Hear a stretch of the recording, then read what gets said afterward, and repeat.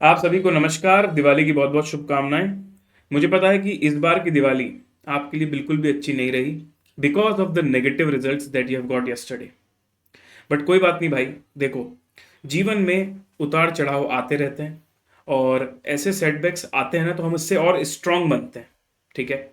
I know ये बोलना बहुत आसान है, पर तुम जिस सिचुएशन को अभी फेस कर रहे हो उसको मतलब मैनेज करना इज टफ। ठीक है। बट मैं अपनी तरफ से थोड़ा बहुत कंट्रीब्यूशन देना चाहता हूँ। आज दिवाली का दिन है, फिर भी मैं चाहता हूँ कि थोड़ा सा समय निकाल के मैं जो मेरा नॉलेज है या मेरा एक्सपीरियंस है on the basis of interaction with other students, कौन सी चीज़ें उनको हेल्प करती है, उस बेसिस पे आपको कुछ गाइडेंस देने वाला हूँ। तो आइए शुरू करेंगे विदाउट एनी डिले।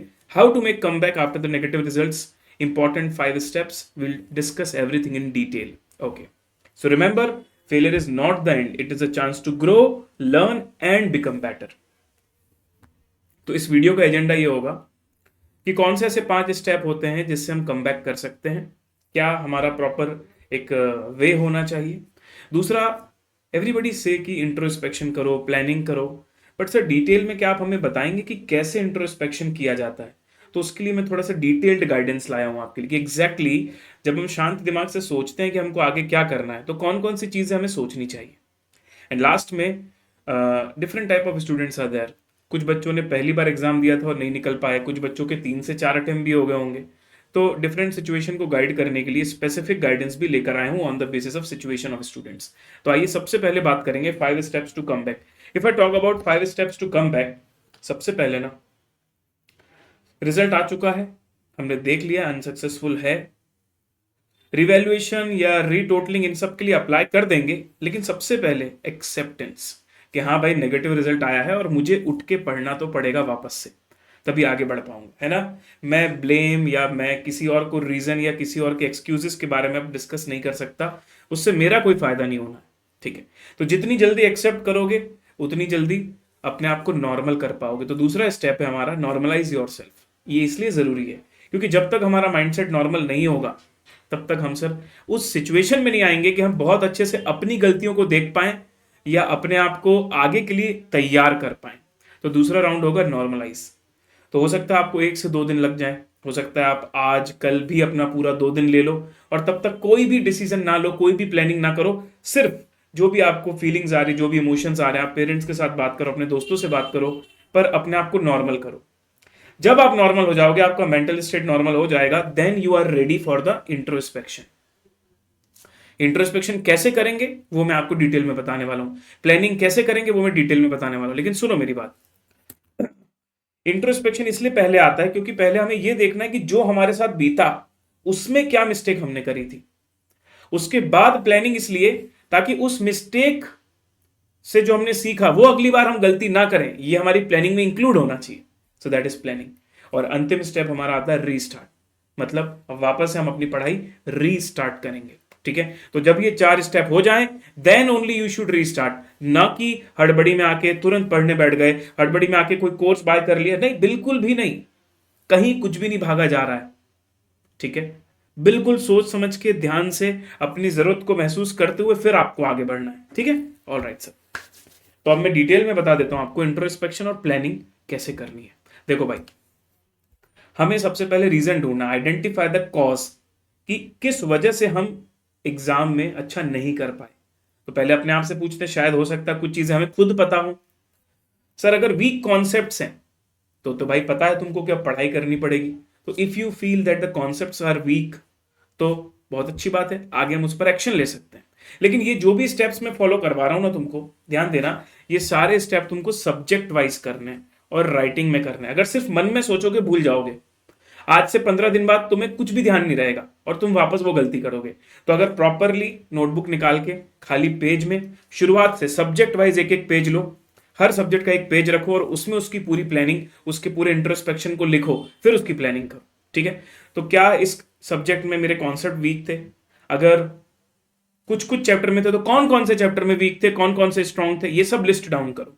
दूसरा, कभी कभी ये भी रीजन होता है सर कि मेरे कॉन्सेप्ट ठीक थे, मैंने क्लासेस अच्छे से करी थी लेकिन रिवीजन एडिकेट नहीं था। तो ये बताओ कि क्या क्या रिवीजन रह गया था, वो लिखो। सर कभी कभी कॉन्सेप्ट भी ठीक होते हैं, रिवीजन भी करके गए होते हैं, लेकिन एग्जाम के प्रेशर को हैंडल नहीं कर पाए। तो अगर तुम्हारा ये रीजन है कि तुम एग्जाम के प्रेशर को हैंडल नहीं कर पाए, तो लिखो वहां कि अगली बार मैं अपने आप को और अच्छा तैयार करके जाऊंगा मेंटली, कि एग्जाम में मैं ब्लैकआउट ना हो जाऊं, ब्लैंक आउट ना हो जाऊं। समझ रहे हो? ठीक है। इनसफिशिएंट क्वेश्चन कवरेज, कई बार ऐसा होता है कि सर हम सरप्राइज हो जाते हैं पेपर देख के, अरे ऐसे भी क्वेश्चन आते हैं। इसका मतलब हमने बहुत लिमिटेड वैरायटी कवर करी है, हमको एक्स्ट्रा क्वेश्चंस भी करके जाना है। ये जो भी मैं बातें बता रहा हूं जनरल है, हर subject, CA foundation, CA inter, सबके लिए एप्लीकेबल है। फिर आता है अननोन रीजन। अननोन रीजन मतलब कुछ ऐसे भी रीजन होंगे जो तुमको नहीं पता, और ये तब पता चलेंगे जब तुम्हारी कॉपी तुम्हारे सामने आएगी। ठीक है, तो ये देखो तुम कि हर सब्जेक्ट में तुम्हारी क्या प्रॉब्लम है, एक या एक से ज्यादा भी रीजन तुम्हारे हो सकते हैं।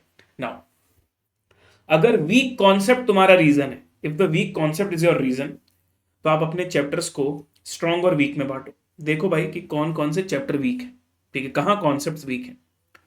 जहां स्ट्रॉन्ग है चैप्टर्स, वहां तो भाई आप सिर्फ रिवीजन कर लो, या वन शॉट वीडियोस देख के फिर सेल्फ रिवीजन कर लो, कोई प्रॉब्लम नहीं। या तो सेल्फ रिवीजन या वीडियोस देख के फिर सेल्फ रिवीजन कर लो, सफिशिएंट रहेगा। ये तुम्हारे स्ट्रॉन्ग वाले चैप्टर, उनको फिर से नहीं देखना क्लास।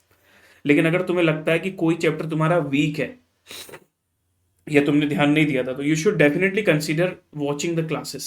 ठीक है, अब देखो मैं तुम्हें एक क्राइटेरिया बताता हूं हाउ टू डिसाइड कि मुझे क्लासेस करनी है कि नहीं। अगर तुमने देखा कि तुम्हारे कोई पर्टिकुलर सब्जेक्ट का सिलेबस 80% से ज्यादा वीक है, मतलब देखा जाए तो मेजॉरिटी तुम्हें उस सब्जेक्ट में लगभग चीजें नहीं आती, तो तुम्हें रेगुलर बैच में जाना चाहिए। सर रेगुलर बैच में तो टाइम लगता है, तो भाई you can then think to shift your attempt to May 25। क्यों मैं बता रहा हूं, सुनो। अगर मेरे को रेगुलर बैचेस ही करनी है, मतलब 3-3 महीने लगेंगे सारे सब्जेक्ट्स में या एक ग्रुप में, तो ऐसे केस में मेरा ये कहना है भाई कि आधा आधा करने से भी मतलब नहीं है ना। अच्छे से अगर तुमने डिसाइड कर लिया कि भाई मेरे कॉन्सेप्ट वीक है, मुझे रेगुलर बैच करनी है, तो फिर मे का टारगेट करो, फिर यहां से वहां रैंडम मत हो जाओ। ठीक है, लेकिन अगर तुम्हें लगता है 50% या उससे कम तुम्हारा सिलेबस जो है वो वीक है, बाकी तुम्हारा स्ट्रांग है, तो तुम फास्ट ट्रैक बैच लेक्चर्स में भी जा सकते हो। और अगर बहुत ही कम वीक है, तो भाई कोई क्लास बाय मत करना, सिर्फ रिवीजन वीडियोस से देख लेना। समझ रहे हो मेरी बात को? ठीक है, और डेफिनेटली अगर तुम्हारा 50% या उससे कम वीक है, तो तुमको जैन में ही एग्जाम देना चाहिए, फिर तुम्हें वेस्ट नहीं करना चाहिए 4 महीने तुम्हारे। Getting me?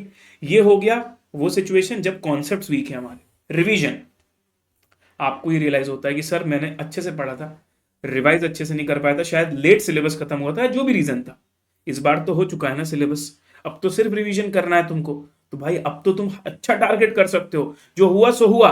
अब आगे पास होने के लिए नहीं, अच्छे नंबर लाने के लिए पढ़ो। So as your concept are not weak, you should surely target for जैन exam and make a week wise detailed revision planning. भाई रिवीजन तुम शुरू कर सकते हो तुरंत, और 15 दिसंबर का टारगेट करो कि 15 दिसंबर तक मैं पूरा रिवीजन खत्म करूंगा। फिर पूरा 1 महीना मेरे पास बचेगा सेल्फ स्टडी का, उस पूरे 1 महीने में मैं बार बार मॉक पेपर्स दूंगा, अपनी गलतियां देखूंगा, उसको और सुधारूंगा, एग्जाम के लिए अपने आप को तैयार करूंगा। Work on the weak areas and more revision in the balance days. समझ गए? ये था अगर तुम पिछले अटेम्प्ट में रिवीजन अच्छे से नहीं कर पाए थे। दूसरा, सर सब कुछ सही था, प्रेशर हैंडलिंग नहीं हो पाई थी। If you are not able to perform in the exam day, इसका मतलब तुम शायद थोड़ा ज्यादा नर्वस हो गए थे, या तुमने थोड़ा ज्यादा टेंशन ले लिया था। तो इस बार ध्यान रखो कि अब तुम्हें एक्सपीरियंस हो चुका है पेपर का, अब डरने की कोई जरूरत नहीं है। जैसा सब होता है बहुत सिंपल वे में सब एग्जाम कंडक्ट किए जाते हैं, कोई बहुत बड़ा हवा बनाने की जरूरत नहीं है। बट हाँ, अपने हेल्थ को मेंटली फिजिकली अच्छा रखना है पेपर तक, तो थोड़ा समय निकालो 15 मिनट मेडिटेशन के लिए। खुद से समझ नहीं आता, यूट्यूब के गाइडेड मेडिटेशंस को यूज करो, लेकिन अपने आप को मेंटली स्ट्रांग बनाओ, ताकि इतनी सारी जो मेहनत करते हैं पेपर के दिन वेस्ट ना हो जाए यार। वो 3 घंटे, वो 2 घंटे में परफॉर्म कर पाए, ये फोकस होना चाहिए। एक प्रॉपर रूटीन बनाइए जहां डेडिकेटेड टाइम आपको एक्सरसाइज के लिए और मेडिटेशन के लिए देना चाहिए, और एग्जाम इन्वायरमेंट से अपने आप को हैबिचुअल बनाने के लिए मैक्सिमम मॉक टेस्ट पेपर दो, ताकि तुम डेफिनेटली कंफर्टेबल हो जाओगे एग्जाम के इन्वायरमेंट से। ठीक है, ये तब अगर तुम सब कुछ सही कर रहे थे, लेकिन एग्जाम के दिन तुम ब्लैकआउट हो गए थे।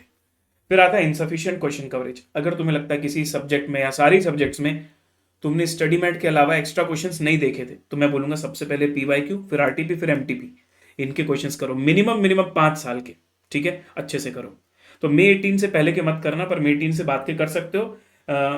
अगर कम समय है तो लास्ट के 5-7 अटेम्प्ट के कर लो, लेकिन एक वेराइटी देख के तो जाओ। ठीक है, यूट्यूब पर भी हम लोगों ने वीडियोस डाले, जैसे अगर मैं मेरे सब्जेक्ट की बात करूं, कॉस्टिंग और मैथ्स, तो दोनों में फोकस बैच डाला हुआ है जिसके अंदर पीवाईक्यू और आरटीपी के चुनिंदा सवाल जिसमें कुछ अलग है, जिसमें कुछ स्पेशल आइटम है, उसकी समरी की पीडीएफ भी दी है और क्लास में वीडियो करवाया, और वो भी यूट्यूब में फ्री। सर्च कर लेना focus batch on costing, focus batch on quantitative aptitude, दोनों में पीवाईक्यू आरटीपी मिल जाएंगे तुमको, ठीक है। And you should target high marks in the subjects.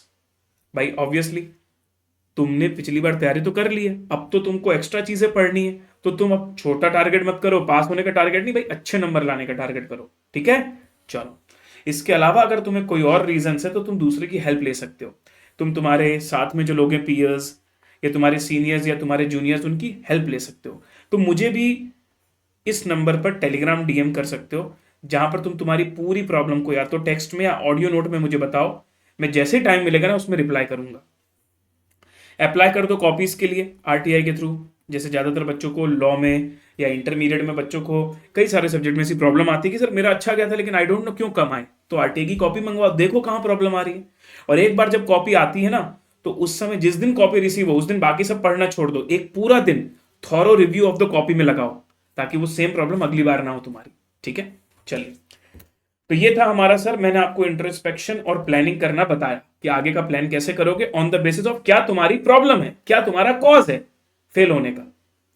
अब आते हैं specific guidance based on situation. अगर तुम्हारा ये फर्स्ट अटेम्प्ट था या let's say first best attempt था, कई बार क्या होता है फर्स्ट अटेम्प्ट लोगों ने ऐसे दे दिया होता है और पढ़कर पहला दिया होता है तो सेकंड कहला जाता है, बट ऐसा लगता है तुमको कि यार तुम्हारी तैयारी वाला पहला अटेम्प्ट था, तो इट्स ओके भाई to not clear the exam. इसको अब चैलेंज की तरह लो और अब आने वाले अटेम्प्ट को ना लास्ट अटेम्प्ट मानो, ठीक है। आईसीआई की कोई लिमिट नहीं है अटेम्प्ट की, पर तुम तुम्हारी पर्सनल लिमिट क्रिएट करोगे, भाई बस अब बहुत हो गया, अब मुझे बदला लेना है, अगला अटेम्प्ट फाइनल होना चाहिए, मैं अपने सारे वीक एरियाज पर काम करूंगा और अब ये फेलियर का मुंह मैं नहीं देखना चाहता, मैं अब इसे पछाड़ूंगा। हाई टारगेट करो, सिर्फ पास होने का नहीं। देखो यार, तुम पहले से 40 का सोचते हो ना तो आगे पीछे होते हो तो फेल हो जाते हो। अरे भाई 60 का टारगेट करो ना, 60 का टारगेट करो तो 50 भी आएगा तो फेल तो नहीं हो सकते, समझ रहे हो वैसा। अब किसी का सेकेंड, थर्ड, फोर्थ, फिफ्थ ऐसा अटेम्प्ट है, अगर तुम अपने आप से पूछो यार, क्या तुम वही सेम मिस्टेक बार बार कर रहे हो? क्या तुमने मिस्टेक पे काम नहीं किया?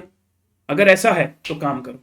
लेकिन अगर तुम्हें लगता है कि नहीं सर मैंने सारी वीकनेस आइडेंटिफाई करी, पिछले अटेम्प्ट में भी मैंने बहुत मेहनत करी थी, सब किया था, मैंने सारे एरियाज ऑफ इंप्रूवमेंट देख लिए, पर इन सबको करने के बावजूद भी अब मुझे समझ नहीं आ रहा कि मैं क्या करूं, क्योंकि मैंने मेरी तरफ से बेस्ट दे दिया। अगर तुम्हें एक बार अंदर से ये फीलिंग आ गई ना कि तुमने तुम्हारा बेस्ट दे दिया, अब कुछ नहीं हो सकता, तो समझो सीए कोर्स और तुम्हारा फिट नहीं बैठ रहा है। ऐसा नहीं है तुम डिजर्व नहीं करते, ऐसा नहीं तुम्हारे में टैलेंट नहीं है, किसी और चीज में सूट होने वाला टैलेंट है, ठीक है। So definitely in that case तुम कंसिडर कर सकते हो करियर को चेंज करना।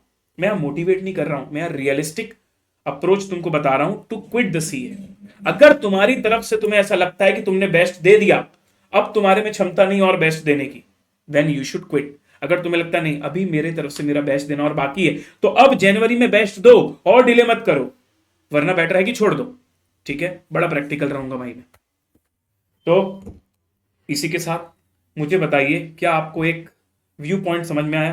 क्या आपको एक आगे बढ़ने का स्टेप समझ में आया? और अगर आपको इस वीडियो से हेल्प मिली हो तो आप जिन भी बच्चों को जानते हैं जो क्लियर नहीं कर पाए दिस सितंबर सी एग्जाम्स को, प्लीज इस वीडियो को उनके साथ शेयर करना। एंड कमेंट बॉक्स में मुझे बताओ, क्या तुम अब तैयार हो? अगर हाँ तो कमेंट बॉक्स में लिखोगे yes I can do it sir, और ये आई कैन डू इट लिखने के बाद अपना नाम और अपने शहर का नाम जरूर लिखना, so that I can get to know कि कौन कौन से बच्चों ने इस वीडियो को अच्छे से समझा और उनको फायदा हुआ है। Thank you so much guys. Diwali की बहुत बहुत शुभकामनाएं आपको और आपके परिवार को। उम्मीद करता हूं कि इस दिवाली ये जो फेलियर हमको फेस करना पड़ा, ये पूरा का पूरा बर्नआउट हो जाए और अब जो आने वाला हमारा फेज है वो बहुत ही फ्रूटफुल और बहुत ही हैपनिंग हो और बहुत ही प्रॉस्पेरस हो। Stay happy, stay healthy, see you and happy Diwali.